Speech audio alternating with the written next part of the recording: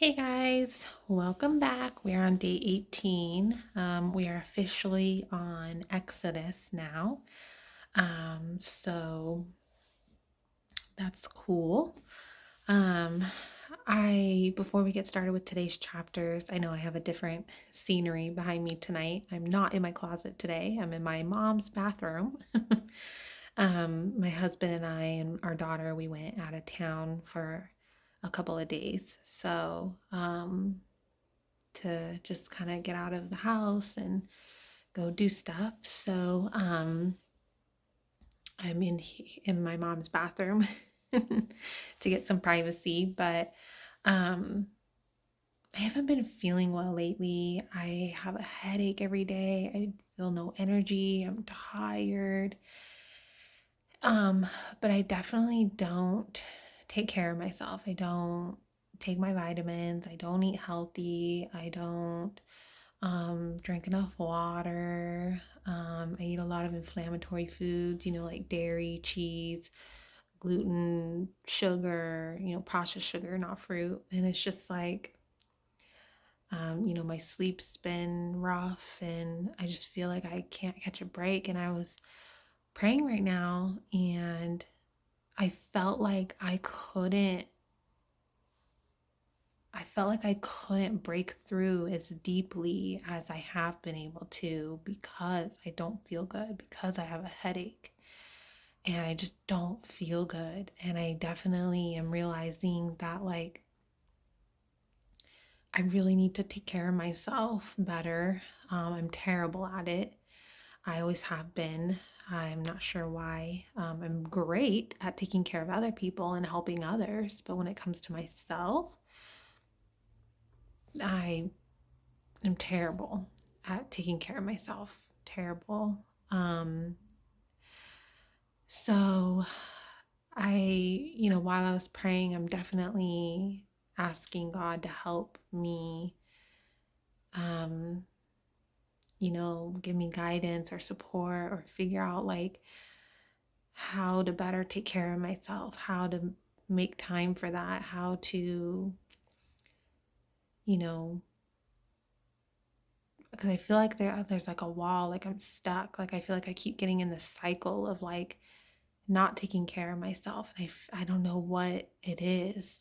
So I'm just gonna pray about it again and again and again every night and hopefully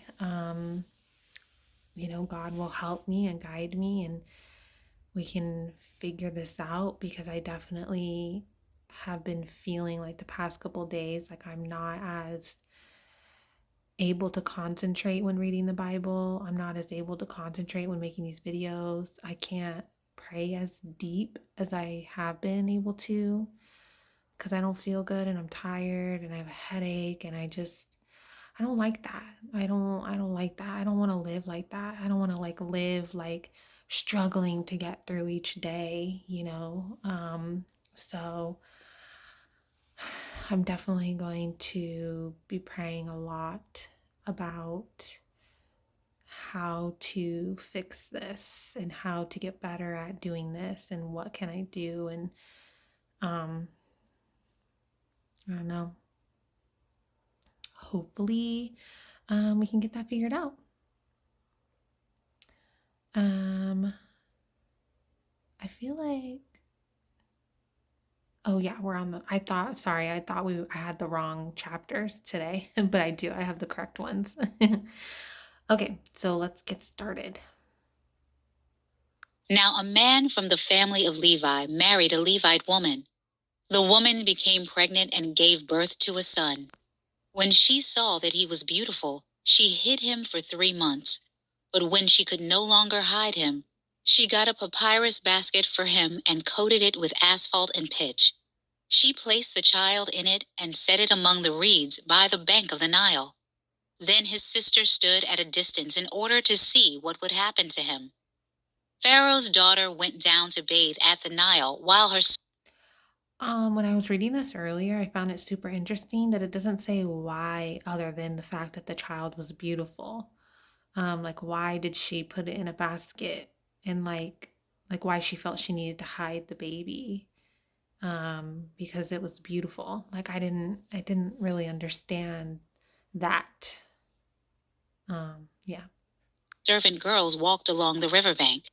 She saw the basket among the reeds, sent her slave girl, took it, opened it, and saw him, the child.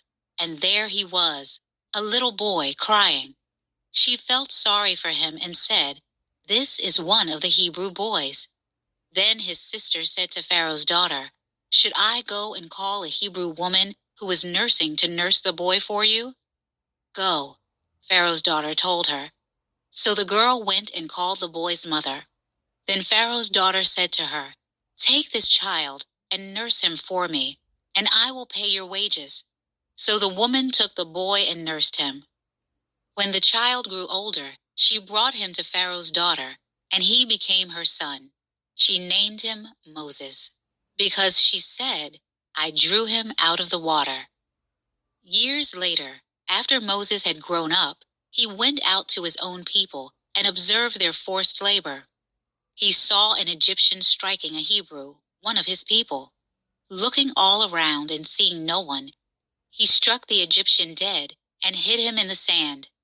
The next day, he went out and saw two Hebrews fighting.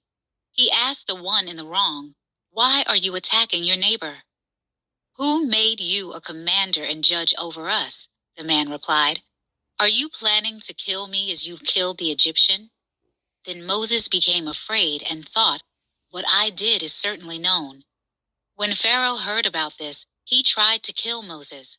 But Moses fled from Pharaoh and went to live in the land of Midian, and sat down by a well. Now the priest of Midian had 7 daughters. They came to draw water and filled the troughs to water their father's flock. Then some shepherds arrived and drove them away, but Moses came to their rescue and watered their flock. When they returned to their father Reuel, he asked, "Why have you come back so quickly today?" They answered, "An Egyptian rescued us from the shepherds. He even drew water for us and watered the flock." "So where is he?" he asked his daughters.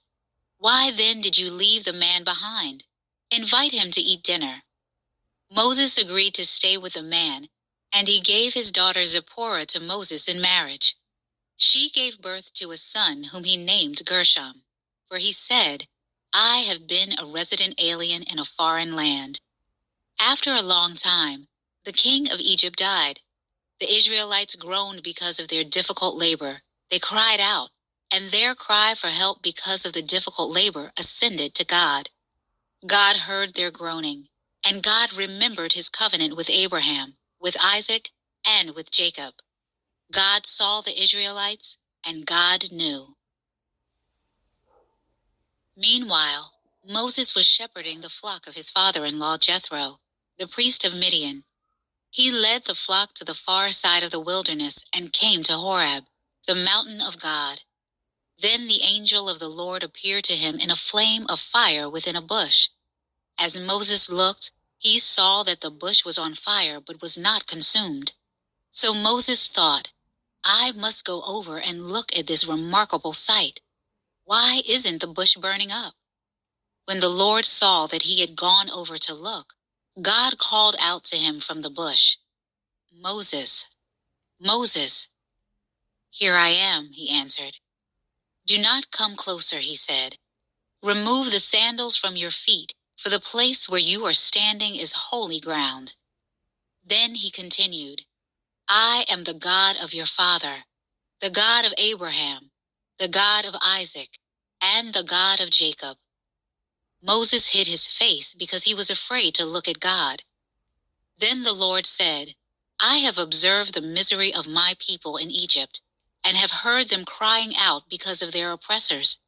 I know about their sufferings, and I have come down to rescue them from the power of the Egyptians, and to bring them from the land to a good and spacious land, a land flowing with milk and honey, the territory of the Canaanites, Hethites, Amorites, Perizzites, Hivites, and Jebusites. So because the Israelites' cry for help has come to me, and I have also seen the way the Egyptians are oppressing them, therefore go. I am sending you to Pharaoh so that you may lead my people, the Israelites, out of Egypt." But Moses asked God, "Who am I that I should go to Pharaoh, and that I should bring the Israelites out of Egypt?" He answered, "I will certainly be with you, and this will be the sign to you that I am the one who sent you. When you bring the people out of Egypt, you will all worship God at this mountain." Then Moses asked God, "If I go to the Israelites and say to them, 'The God of your ancestors has sent me to you,' and they ask me, 'What is his name?' what should I tell them?" God replied to Moses, "I am who I am." This is what you are to say to the Israelites: "I am has sent me to you." God also said to Moses, "Say this to the Israelites: 'The Lord, the God of your ancestors, the God of Abraham, the God of Isaac, and the God of Jacob, has sent me to you.' This is my name forever. This is how I am to be remembered in every generation. Go and assemble the elders of Israel and say to them, 'The Lord, the God of your ancestors, the God of Abraham, Isaac, and Jacob, has appeared to me and said, I have paid close attention to you and to what has been done to you in Egypt, and I have promised you that I will bring you up from the misery of Egypt to the land of the Canaanites, Hethites, Amorites, Perizzites, Hivites, and Jebusites, a land flowing with milk and honey. They will listen to what you say. Then you, along with the elders of Israel, must go to the king of Egypt and say to him, 'The Lord, the God of the Hebrews, has met with us. Now please let us go on a 3-day trip into the wilderness so that we may sacrifice to the Lord our God.' However, I know that the king of Egypt will not allow you to go, even under force from a strong hand. But when I stretch out my hand and strike Egypt with all my miracles that I will perform in it, after that, he will let you go. And I will give these people such favor with the Egyptians that when you go, you will not go empty-handed. Each woman will ask her neighbor and any woman staying in her house for silver and gold jewelry and clothing, and you will put them on your sons and daughters. So you will plunder the Egyptians."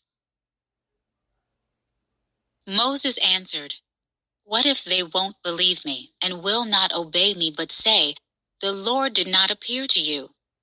The Lord asked him, "What is that in your hand?" "A staff," he replied. "Throw it on the ground," he said. So Moses threw it on the ground. It became a snake, and he ran from it. The Lord told Moses, "Stretch out your hand and grab it by the tail." So he stretched out his hand and caught it, and it became a staff in his hand.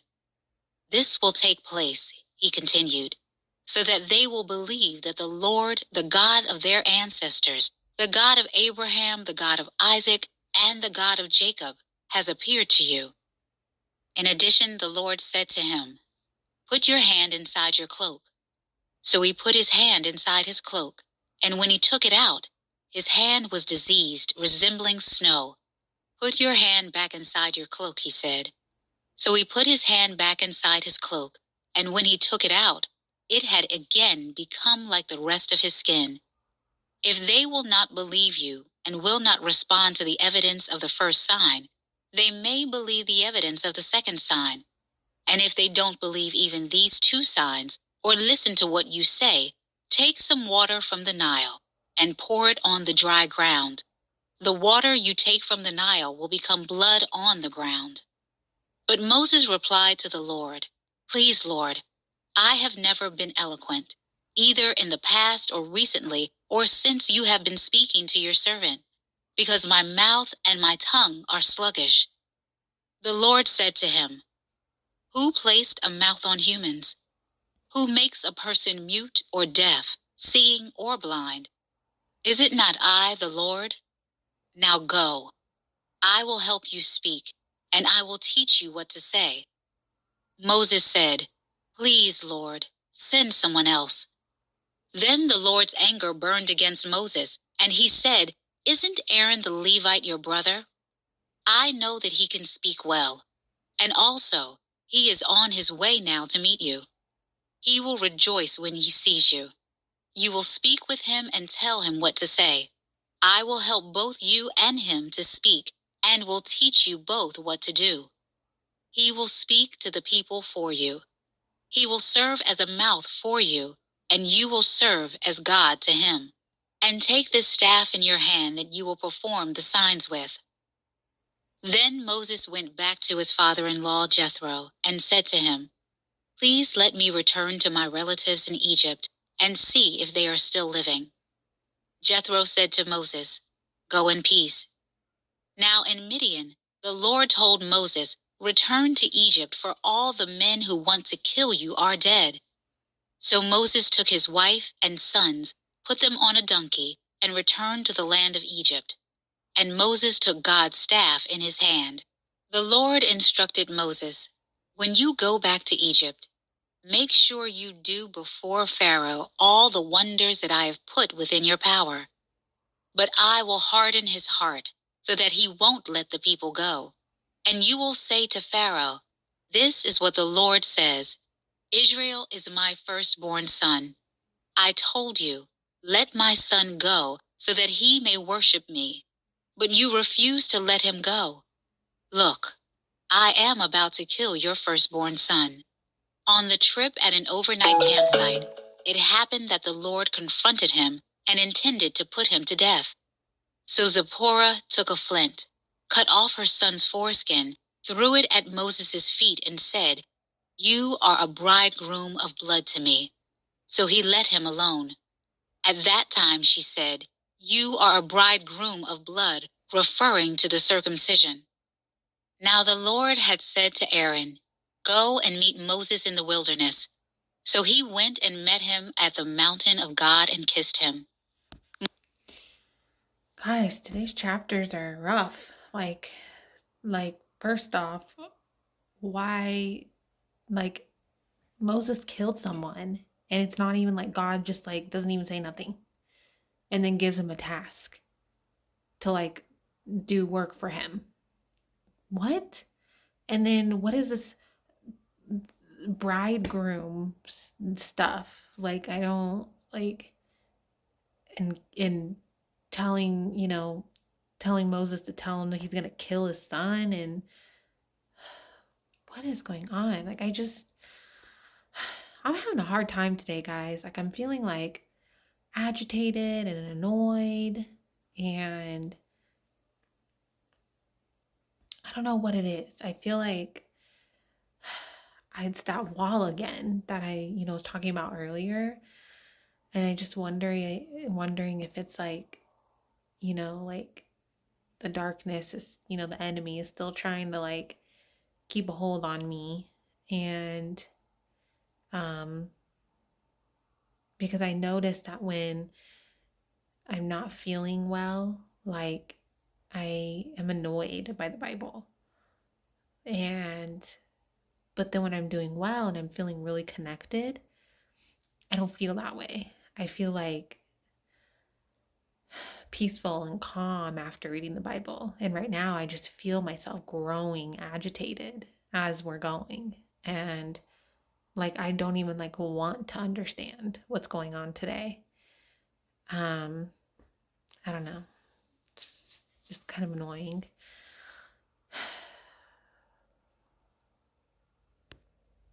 Moses told Aaron everything the Lord had sent him to say, and about all the signs he had commanded him to do. Then Moses and Aaron went and assembled all the elders of the Israelites. Aaron repeated everything the Lord had said to Moses and performed the signs before the people. The people believed, and when they heard that the Lord had paid attention to them, and that he had seen their misery, they knelt low and worshipped. Later, Moses and Aaron went in and said to Pharaoh, This is what the Lord, the God of Israel, says. Let my people go, so that they may hold a festival for me in the wilderness.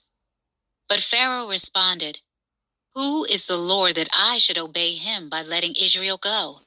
I don't know the Lord, and besides, I will not let Israel go." They answered, "The God of the Hebrews has met with us. Please let us go on a 3-day trip into the wilderness so that we may sacrifice to the Lord our God, or else he may strike us with plague or sword."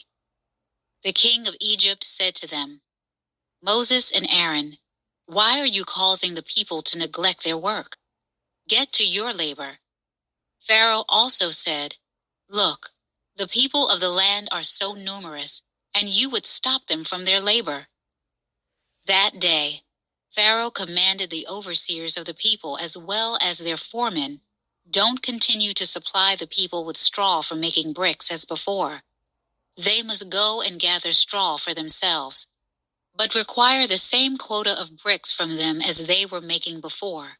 Do not reduce it, for they are slackers. That is why they are crying out, 'Let us go and sacrifice to our God.' Impose heavier work on the men. Then they will be occupied with it and not pay attention to deceptive words." Guys, I'm struggling today. I